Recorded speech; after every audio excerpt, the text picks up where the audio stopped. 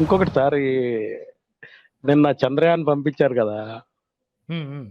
ఈ చంద్రయాన్ పంపించినప్పుడు మరి ఆ ఇస్రో శాస్త్రవేత్తలు మరి ఏంటి సార్ అసలు మామూలు సామాన్యులకి మాకే ఈ పూజలేంటి? అక్కడ తీసుకొని పెట్టడం ఏంటి? అసలు ఆ టెక్నాలజీ ఏంటి? టెక్నాలజీకి అసలకి మూఢనమ్మకాలకి ఏమన్నా సంబంధం ఉందా? వాళ్ళు ఎక్కడ ఏంటి అనేది అసలు అర్థం కావట్లేదు సార్. వీళ్ళని చూసి చాలా ఇప్పుడు ఈ మతతత్వ పార్టీలైతే ఏంటి, వీళ్ళైతే ఏంటి రెచ్చిపోతున్నారనమాట. ఈ చాలా వాట్సాప్‌లో ఈ సింపుల్ 2 అండి.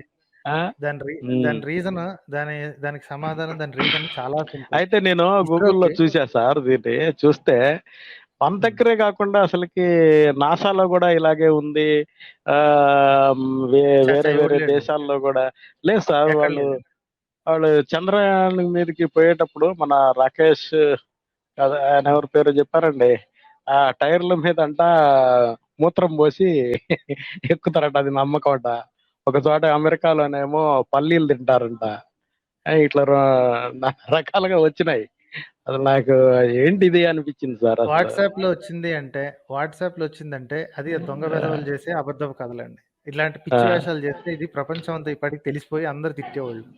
ఆ! ఓకే. ఇర్రేషనల్‌గా బిహేవ్ చేస్తున్న ఇట్లాంటిదేమన్నా ఉంటే వెంటనే తిడతారండి. ఇయన్నీ నమ్మొద్దు. కాకపోతే వీళ్ళు పూజలు పునస్కారాలు ఎందుకు చేసి ఇన్ని నఖరాలు ఎందుకు చేస్తున్నారో చాలా సింపుల్ అండి. ఇప్పుడు హ్మ్. ప్రస్తుతం గవర్నమెంట్‌లో ఉన్నది ఒక పర్టిక్యులర్ మెంటాలిటీ ఉన్న గవర్నమెంట్. హ్మ్. వాళ్ళ దగ్గర నుంచి అవును. వితరణలు గాని, లేకపోతే వాళ్ళ దగ్గర నుంచి మన్ననలు గాని, లేక ఫండింగ్‌లు గాని, లేకపోతే ఇంకొన్ని ah, a a any types of benefits. Okay. Benefits అవును. రావాలి అంటే కొన్ని సర్కస్ ఫీట్లు చేయాల్సొస్తదనమాట. అందులో ఆ! భాగంగానే ఈ సర్కస్ ఫీట్లు చేస్తున్నారు తప్ప, ఇప్పుడు ఇంత భక్తి ఇంతకు ముందు ఏమైపోయిందండి? 10 ఏళ్ల ముందు ఏమైపోయింది? అవును. రైట్. ఇంత అతివాదం ఇప్పుడు ప్రతి రాకెట్‌ల యొక్క బొమ్మలు తీసుకెళ్ళటం. రాకెట్‌నే తీసుకెళ్ళొచ్చు కదా! ఆ! తిరుపతికి తీసుకెళ్ళొచ్చు. రాకెట్ బొమ్మను తీసుకుపోవడం ఏంటి అసహ్యంగానే. రాకెట్ బొమ్మ గెలవాలా? రాకెట్ గెలవాలా? ఆ! అంతే గదా మరి. మొత్తం తీసుకుపోమనండి. కొండెక్కించమనండి రాకెట్‌ని. ఎందుకిక్కడ బొక్క? రైట్. ఆ! ఉత్సవ విగ్రహం పైదాకా వెళ్ళకపోతే ఉత్సవ విగ్రహాన్ని కిందకి రప్పించండి. దేవుడిని కిందకి రప్పించండి. రాకెట్ దీవిస్తాడు. బుర్ర తక్కువ సంత అది చేసినా, చేయకపోయినా రాకెట్ పనిచేస్తే పనిచేసిద్దండి. ఎందుకంటే దానిలో ఉన్న టెక్నాలజీ తిన్నగా పనిచేసి అన్ని మెజర్‌మెంట్స్ ఉండి తిన్నగా ఉంటే పనిచేస్తది.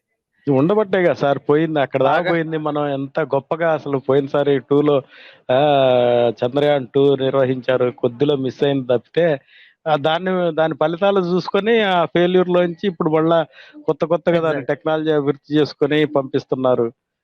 హ్మ్. ఎంత ఆనందించాల్సిన విషయం ఇదసలు. అదే దానికి మరి. ఇప్పుడు మతం రంగు పూస్తున్నారు. ఆ మత రంగు అట్లానే సార్ పూయటానికి ఇంకోటి ఈ హ్మ్. ఇస్రోకి అసలకి ఉన్న బడ్జెట్ కూడా తగ్గిచ్చారంట సార్. నేను మొన్న ఆ బడ్జెట్ అది ఐ మీన్ తగ్గించినందుకే కాళ్ళెట్టుకోవడానికి ఇట్లాంటి పనులు చేస్తున్నారండి. అట్లా తగ్గించి మాకు సరిపడా ఇవి రావట్లేదు, ఫండింగ్స్ రావట్లేదు. ఇప్పుడు ఇక్కడ కాళ్ళెట్టుకోవాలి. అప్పుడు ఏం చేయాలి? హ్మ్. టెక్నాలజీ పెంచుకుంటే చాలదు. మేము హిందూ మతానికి కూడా ఏమో చేస్తున్నామని కటింగ్ ఇస్తే. నాకు తెలిసి వాళ్ళందరూ హిపోక్రిట్స్ అండి. ఓకే. ఆ! హిపోక్రిట్స్ అని నేను వాళ్ళని తిడుతూ అనట్లేదు.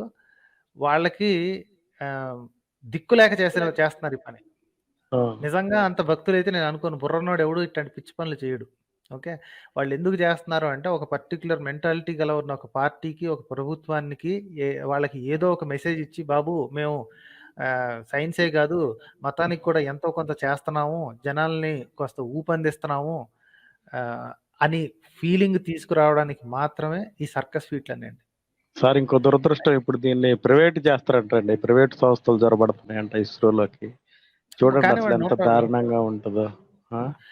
ప్రైమరీ రీసెర్చ్ లేనప్పుడు, సెకండరీ రీసెర్చ్ మాత్రమే ఉన్నప్పుడు అదే జేస్తారండి. వేరే దిక్కు లేదు.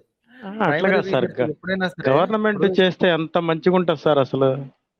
ప్రైవేటోళ్ళొస్తే వాళ్ళ సొంత లాభం కోసం ఎంత దారుణాలు చేస్తారండి. ఇప్పుడు చూడండి ఆ పోర్ట్‌లో బొగ్గంతా గూడా అక్కడ పెట్టుకొని దాన్ని ఇవ్వటానికి అదానీ ఎంత చికాకు చేస్తున్నాడు.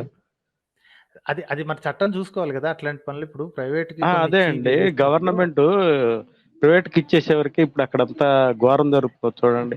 ఎన్ని మరి ఆస్తులుండి గూడా ఉక్కు ఫ్యాక్టరీ వాడిని ఆపాలంటే, అలాంటి పనులని ఆపాలి అంటే, ఆ ఆయుధం జనాల దగ్గరుంది. అది వాడే ఉద్దేశ్యం వాళ్ళకి లేదు. మరేం చేస్తాం చెప్పండి? మనది అదే ప్రజాస్వామ్యం గదా! అండి. అవునవును. సన్నాసుల దగ్గర చేతిలో పెద్ద కత్తుంది. ఓకే. వాడికి చెప్పిన మాట వినే ఎ వ తొక్కి పెట్టే పవరుంది. అది వాడుకొని ఉంటున్నారు. ఓకే. పక్కన పెట్టుకొని కూర్చున్నారు. ఏం పర్లేదు, ఏమైపోయినా పర్లేదు మొత్తం మా ధర్మాన్ని రక్షిస్తున్నాడు గదా! ధర్మం ఎప్పుడు రక్షణలో ఉందండి? ఎప్పుడు అచ్చా, ఖతరే అచ్చా. ఖతరే ఖతరే, ఎప్పుడు చూడ కంగారు కంగారుగానే, ఎప్పుడు మా దేశం అన్యాయం అయిపోతుంది, మా హిందువులు మునిగిపోతున్నారు. ఇప్పుడు కాదు కదా, ఇంకొక 20 ఏళ్ళు వీళ్ళు పవర్లో ఉన్నా సరే 21వ సంవత్సరంలో కూడా ఇదే మాట అంటారు, ఏం హిందూ లేదండి, కచ్చరే. ధర్మం అంటే దేవుణ్ణి పూజించడమే అన్నట్టే ఉందండి. ధర్మం అంటే అసలు దాని మీనింగ్ మార్చి పారేసి దేవుణ్ణి పూజించడం, హిందువుల్ని గౌరవించడం, ఈ ఇదే కుల మతాలని పోషించడం, ఇది ధర్మం అట. అది వచ్చింది, దాంతోనే ఇదంతా జరుగుతా ఉంది ప్రతి రైట్ దానికి. సార్, అయితే థ్యాంక్స్ అలాట్ అండి. Okay sir, thank you sir. Thank you అండి. Okay sir.